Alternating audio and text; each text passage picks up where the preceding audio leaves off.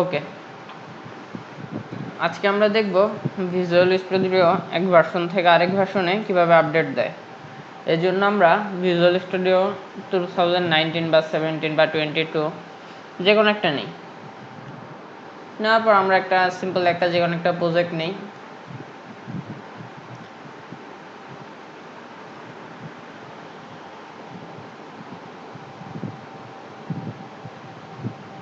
ওকে,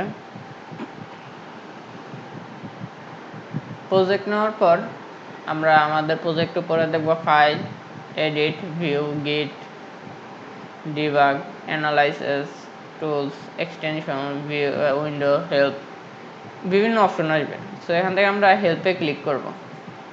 হেল্পে click করার পর আমার হেল্পের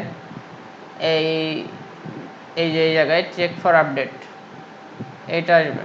যা এটাতে আমরা যখনই ক্লিক করব, এটাতে ক্লিক করার পর অ্যাকচুয়ালি আমার এই ভার্সনটা আমি এটা আপডেট করব না।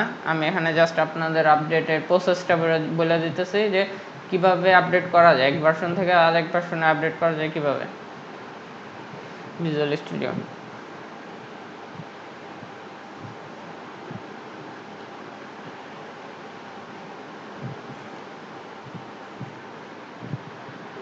এটা একটু টাইম নেয়। ওকে, আমার এখানে রিসেন্ট ভার্সন, তার মানে আমার বর্তমান ভার্সন কোনটা আছে 16.11.2, আর যেটা নতুন আপডেট আসছে ওইটা হলো 16.11.13।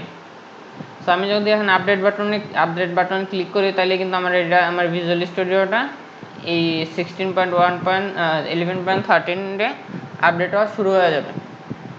সো আমি এটা আপডেট করবো না, আমি করলেও পরে করবো। সো এভাবে এটা আপডেট করে, এটাই আপডেট করার প্রসেস। ভিজুয়াল স্টুডিও এক ভার্সন থেকে আবার এক ভার্সনে আপডেট করার প্রসেস এটাই। So that's all, by.